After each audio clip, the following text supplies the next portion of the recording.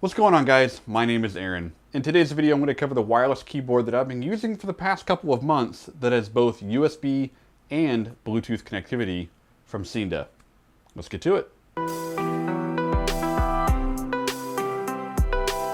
Before we get going, Seenda did send me out their multi-device Bluetooth keyboard for Windows and Mac OS. There has to have been a model number that they could have used on Amazon, but that's how they have it listed, so whatever. If you end up being interested in the keyboard, check the description box down below for the link to it on Amazon. The unboxing experience is pretty straightforward with the user guide, a USB Type-C cable for charging, huge bonus point for that, the keyboard itself, and then a silicone key cover. The keyboard is a full 101 key design that mimics the Apple Magic Keyboard in the space gray colorway. The keys themselves are very low profile and have a scissor switch design. They advertise these as being quiet and smooth, and I can't disagree with them here. Even the space bar is quiet-ish. The silicone key cover will quiet the typing down even more and let you clean the keyboard easier if you'd like, but I prefer not using it. Take a listen.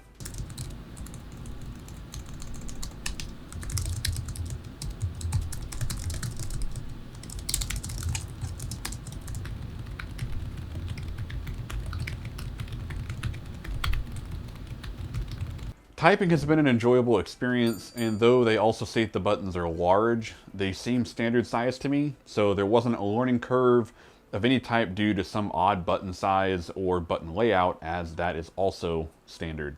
The Windows and Alt buttons have extra labeling for you Mac users, as this keyboard is also supported on Mac OS. The function row primarily acts as your media control center. You're able to temporarily enable function control by holding the function key and then tapping the appropriate function button, or you can hold the function key and tap the function lock button at the top right of the function row to have it on all the time. I would like to say the word function at least 4 more times during this video. Eesh.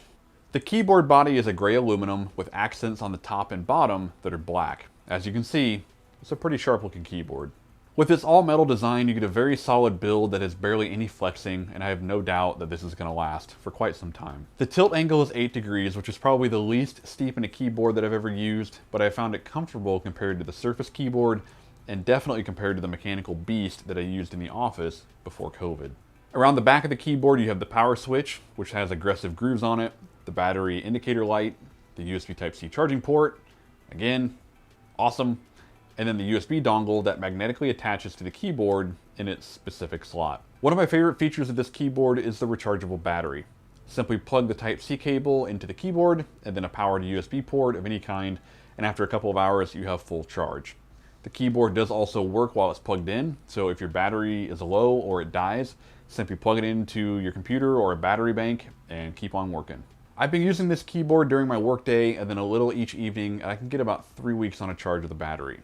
Right now, I may have a little bit longer than 3 weeks. I can't remember.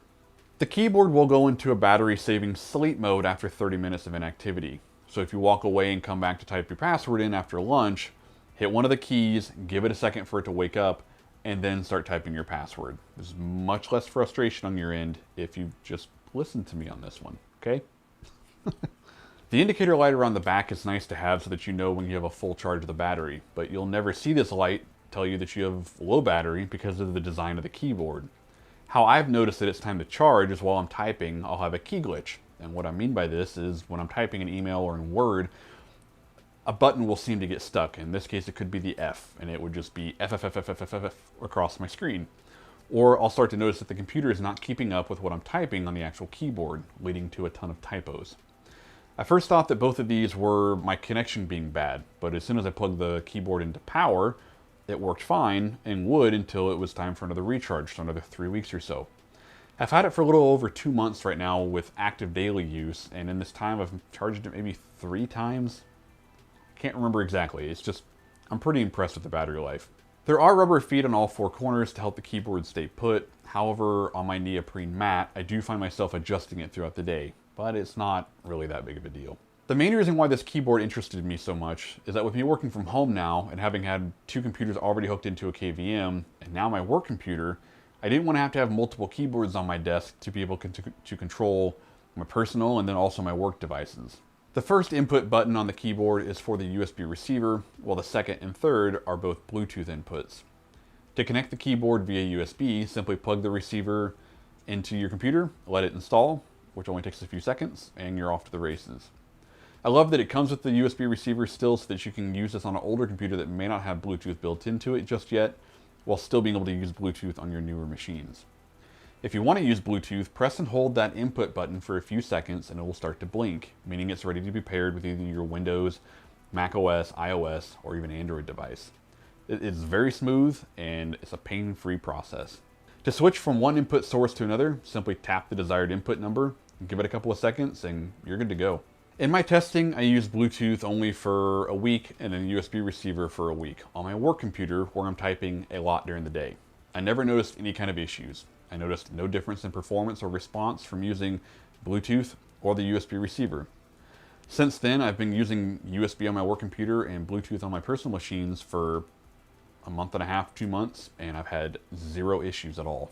For $34.99 is a phenomenal price for this keyboard for those that would like to have the Apple style of a keyboard without paying the absurd price. Or if you just want a clean black and gray keyboard that you can use to declutter your desk setup like I did, you won't be disappointed. If this video was helpful to you at all, please hit that like button. If you have any questions or comments, leave them down below. We'd love to help you out in any way that I can. If you want to see more consumer-related tech reviews on tech that I use and enjoy, and think you will too, hit that subscribe button. But until the next one, this is Aaron. Take care.